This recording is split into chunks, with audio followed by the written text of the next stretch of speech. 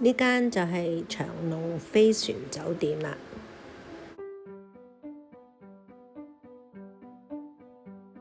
哇！一入到嚟呢，大人細路呢都好開心㗎，因為超多打卡位啦。近門口就有一個地圖教你去邊度啦。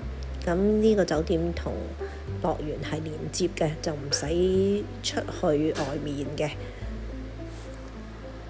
完卡呢就去 check in 完呢就去搭 lift 啦。